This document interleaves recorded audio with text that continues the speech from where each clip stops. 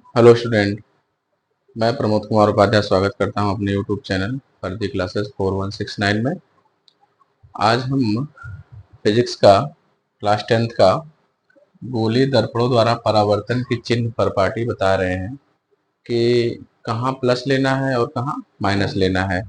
तो जैसे मान लो कि अगर ये हमारा अवतल दर्पण है, अवतल दर्पण में ये अवतल दर्पण हो गया।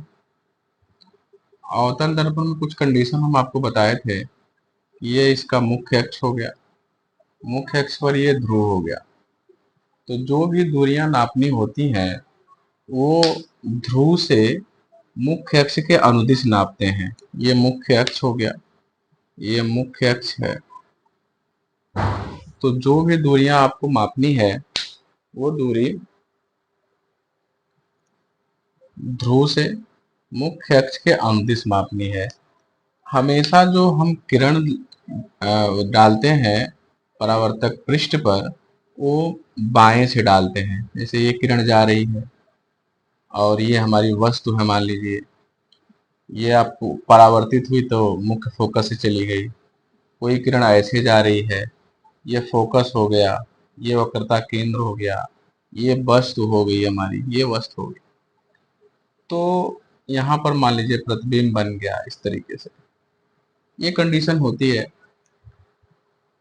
हमको देखना है कि हम इस ध्रुव के इधर माप रहे हैं, इस ध्रुव के उस साइड माप रहे हैं, या इस मुख्य अक्ष के ऊपर माप रहे हैं या मुख्य अक्ष के नीचे माप रहे हैं। ये बात कर रहे हैं हम अवतल दर्पण की, अवतल दर्पण की बात कर रहे हैं। अवतल दर्पण,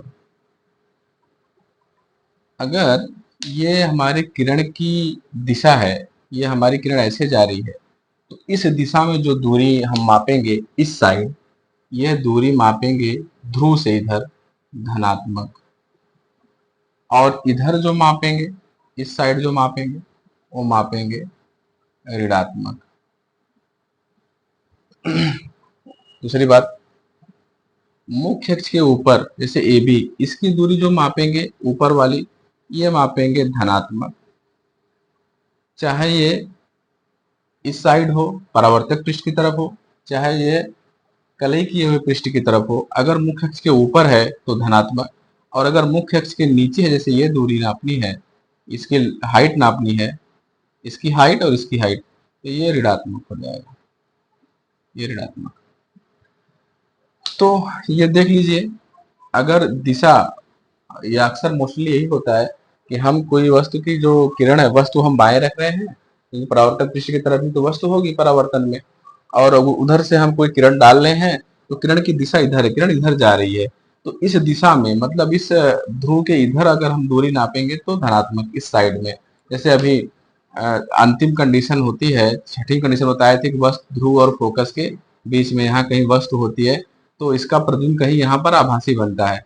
इस कंडीशन में वस्तु की जो हाइट होती है वो भी ऊपर की तरफ है और ये भी ऊपर की तरफ, तो दोनों धनात्मक है।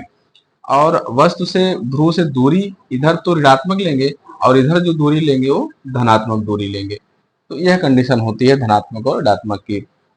सेम कंडीशन होती है किसकी? अवतल, हो गया उत्तल दर्पण की। उत्तल दर्पण में, उत्तल दर्पण में ये कंडीशन होती है, यहाँ पे ऐसे धसे हुए पार्ट पर कलई करते हैं हम, ये हमारा मुख्य अक्ष हो गया। यहाँ पर वस्तु है तो इस तरीके से यहाँ जाती है, इस तरीके से यहाँ बढ़ा देते हैं, फिर ऐसे कोई वस्तु निकली, ऐसे इसका प्रतिबिंब बन गया। देखिए, वस्तु की दूरी इधर है, तो वस्तु की दूरी अगर हम देखेंगे तो यह तो ऋणात्मक हो जाएगी, ऋणात्मक। और यहाँ प्रतिबिंब बन रहा है तो प्रतिबिंब की दूरी देखेंगे तो यह धनात्मक हो जाएगी। और चूंकि उत्तल दर्पण में हमेशा प्रतिबिंब आभासी बनता है, वो तो मुख्य अक्ष के नीचे बनेगा ही नहीं, क्योंकि मुख्य अक्ष के नीचे बनने का मतलब होता है कि वो ऋणात्मक, मुख्य अक्ष के नीचे ऋणात्मक। तो ये ऊपर, अगर वस्तु ऊपर है तो प्रतिबिंब भी क्या होगा? ऊपर ही होगा। अगर वस्तु को नीचे रख रहे हैं तो प्रतिबिंब भी नीचे होगा, मतलब सेम चीजें मिलेंगी। अगर नीचे है तो ऋणात्मक प्रतिबिंब वस्तु हो जाएगी और प्रतिबिंब भी ऋणात्मक हो जाएगी, और दोनों कट के धनात्मक हो जाएंगे, मतलब माइनस माइनस कट जाएगा। अब अगर वस्तु ऊपर है, मतलब मुख्य अक्ष के ऊपर है, तो प्रतिबिंब भी ऊपर बन रहा है, तो दोनों ऊपर वाली जो हाइट होती है इसकी हम दूरी क्या लेते हैं, ऊंचाई क्या लेते हैं, धनात्मक। धनात्मक। और इसकी ऊंचाई जो होती है, इसकी ऊंचाई क्या लेंगे, इसकी भी होंगे हम धनात्मक। धनात्मक। अगर ये प्रतिबिंब नीचे बनता तो उसकी हम हाइट की ऊंचाई जो ऊंचाई होती है उसका हम ऋणात्मक लेते, जो हाइट है उसकी उसको हम ऋणात्मक लेते। तो उत्तल दर्पण में ये कंडीशन होती है, अवतल दर्पण में ये कंडीशन होती है। देख लीजिए कैसे हम चिन्ह को बनाते हैं। तो इसी चिन्ह के अकॉर्डिंग हम आवर्धन निकालते हैं। तो चिन्ह आप समझ गए, एक बार फिर से दोहरा देते हैं। ये जो किरण जा रही है, किरण के अनुदिश हम इधर जा रहे हैं तो धनात्मक, और ध्रुव के इधर अगर हमको लेना है दूरी तो ऋणात्मक, और इस मुख्य अक्ष के ऊपर धनात्मक, मुख्य अक्ष के नीचे ऋणात्मक। यहाँ भी इसके अनुदिश जा रहे हैं, ये ध्रुव हमारा हो गया, तो ध्रुव के इधर धनात्मक और इधर ऋणात्मक, और इसके ऊपर धनात्मक, और नीचे तो उत्तल दर्पण में होगा ही नहीं। अगर वस्तु नीचे है तब प्रतिबिंब भी नीचे होगा, और वस्तु ऊपर है तो प्रतिबिंब भी ऊपर ही होगा। दोनों कंडीशन में धनात्मक आएंगे। तो यह चिन्ह परिपाटी हो गया, सो देख लीजिए। उसके बाद दूसरा टॉपिक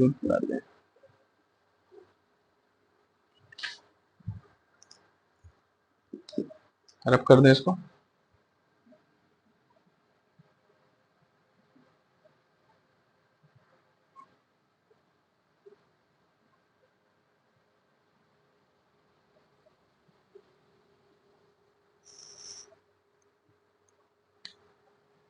अगला टॉपिक है हमारा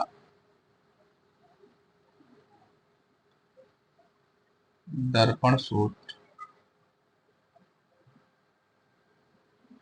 देखिए दर्पण सूत्र कुछ साल पहले अभी तक इसका निगमन भी था, लेकिन अब निगमन हटा दिए हैं आपके पाठ्यक्रम से। तो निगमन तो नहीं करना, लेकिन इससे सूत्र पे क्वेश्चन बहुत बनते हैं, आंकिक प्रश्न, उसको न्यूमेरिकल कहते हैं, वो बहुत बनते हैं, उसको हम करवाएंगे आपके एनसीईआरटी के। तो अगर निगमन होता तो निगमन भी करा देते। 2 4 3 साल पहले, 4 साल पहले निगमन रहता था तो निगमन होता था। अभी निगमन नहीं है। किसी जब सिलेबस खत्म हो जाएगा तो हम इसका निगमन करके आपको दिखा देंगे कि निगमन होता कैसे, क्योंकि जब आप आगे क्लासेस में जाएंगे तो निगमन उसको करना होगा। तो ये 10वीं खत्म होगा तो हम 11वीं 12वीं कैसे बढ़ते चले जाएंगे फिजिक्स और मैथ में। तो 12वीं में है इसका निगमन, क्योंकि प्रकाश वाला चैप्टर 11वीं में नहीं है। तो 10वीं में जब सिलेबस खत्म होता है तो हम निगमन करके दिखाएंगे। दोनों जो उत्तल दर्पण अवतल दर्पण दोनों में एक ही सूत्र आता है, और वो सूत्र होता है 1/f बराबर 1/v प्लस 1/u। एफ क्या है, फोकस दूरी है। वी क्या है,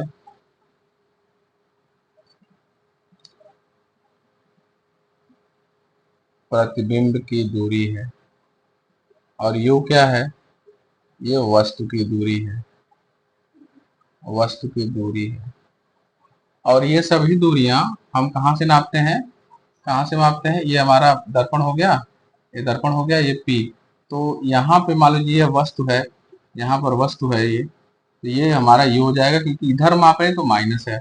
और यहाँ पर अगर ये प्रतिबिंब हो गया मान लीजिए कहीं पर, तो ये हमारा इधर ध्रुव के इधर भी है क्या है, प्रतिबिंब बाएं साइड, तो ये भी माइनस का यू हो जाएगा। फोकस कहीं यहाँ फोकस है तो ये दूरी हमारी फोकस दूरी हो जाएगी एफ, तो ये भी बाएं साइड ही है तो ये भी क्या हो जाएगी, माइनस। जब हम आंकी प्रश्न करेंगे तो ऐसे प्लस माइनस का ध्यान देंगे।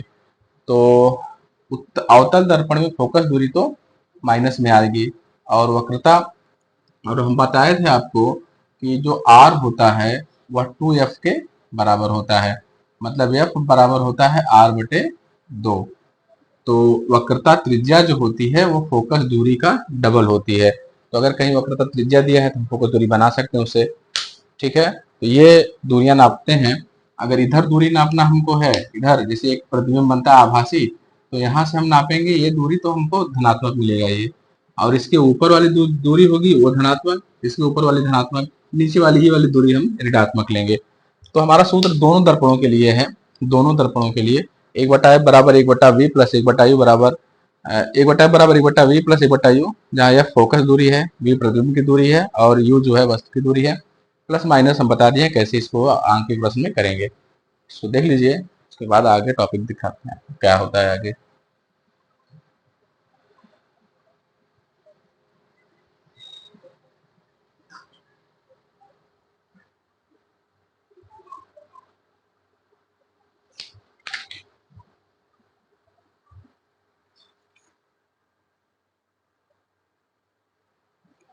अगला टॉपिक है आवर्धन। आवर्धन इसको लिख रहे हैं, देखिए, दर्पण द्वारा बने किसी वस्तु के दर्पण द्वारा दर्पण द्वारा बने किसी दर्पण द्वारा बने किसी वस्तु के प्रतिबिंब, किसी वस्तु के प्रतिबिंब की लंबाई प्रतिबिंब की लंबाई तथा उस वस्तु की लंबाई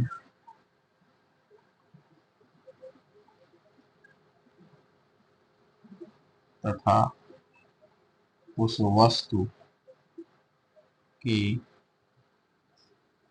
लंबाई के अनुपात को आवर्धन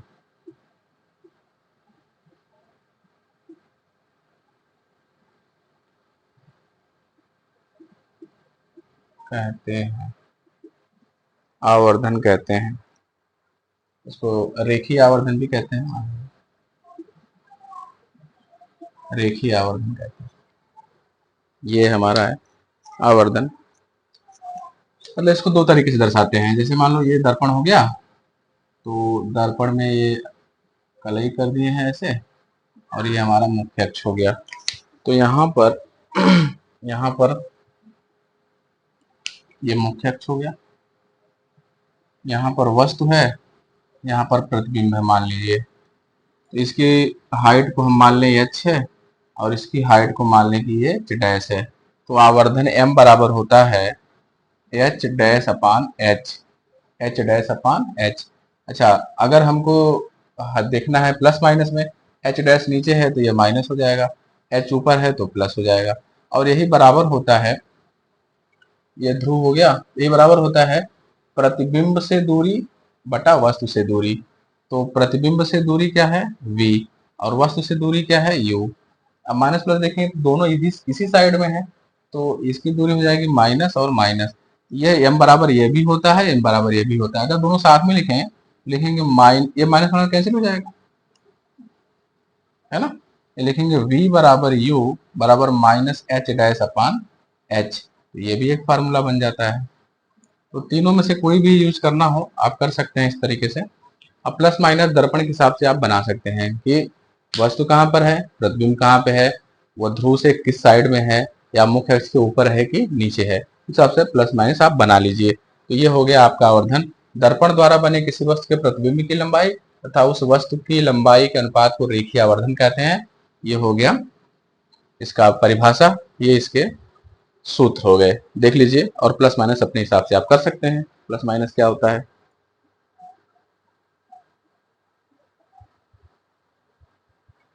और कभी कभी पूछता है बहुविकल्पी क्वेश्चन में कि समतल दर्पण का आवर्धन क्या होता है। तो एक बात ध्यान रखिएगा, समतल दर्पण का आवर्धन हमेशा +1 होता है। समतल दर्पण, क्योंकि जितनी दूर वस्तु उतनी दूर प्रतिबिंब है, और वस्तु भी मुख्य अक्ष के ऊपर है तो उसका प्रतिबिंब भी आभासी बनता है तो ऊपर ही रहेगा। तो हर स्थिति में क्या आएगा, समतल दर्पण का आवर्धन +1 आता है। ठीक है, तो इसको देख लीजिए, समतल दर्पण का जो प्रतिबिंब है उसका आवर्धन +1 होता है।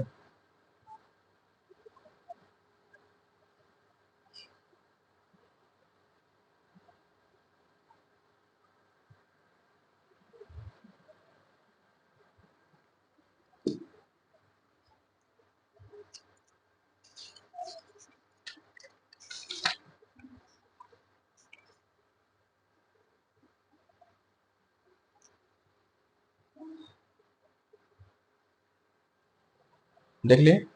अब ये परावर्तन खत्म होता है, यहाँ पे दर्पण खत्म होता है। अब कुछ इस जो सूत्र हमने बताया है, दो सूत्र यूज होंगे। एक तो ये वाला सूत्र होगा यूज में आवर्धन का, एक सूत्र होगा 1/f बराबर 1/v प्लस 1/u। इन दोनों पर न्यूमेरिकल भर भर के न्यूमेरिकल आते हैं। और एक सूत्र वो भी होगा F बराबर R/2, वक्रता, त्रिज्या और फोकस वाला। तो 3 सूत्र हैं, 3 सूत्र पे क्वेश्चन आते हैं और इनको कल न्यूमेरिकल हम करवाएंगे आपको। कल की वीडियो में न्यूमेरिकल होगा, उसको देखिएगा ध्यान से, कल की वीडियो मिस मत करिएगा। और आज आज अगली अगर वीडियो नहीं देखें तो कल वाला समझ में नहीं आएगा। तो हर एक सिस्टमेटिक ढंग से जो वीडियो बनाते जा रहे हैं सिस्टमेटिक ढंग से, उसको आप देखते रहेंगे तो आपको समझ में आता रहेगा। तो आज का वीडियो यहीं बंद करते हैं, देखिएगा इसको और समझिएगा। जो समझ में नहीं आया कमेंट में लिखिएगा। और आप सब्सक्राइब करिए हमारे चैनल को ज़्यादा से ज़्यादा, हम आगे और भी मनोयोग से वीडियो बनाते रहेंगे। लाइक करिए, कमेंट करिए, शेयर करिए। धन्यवाद।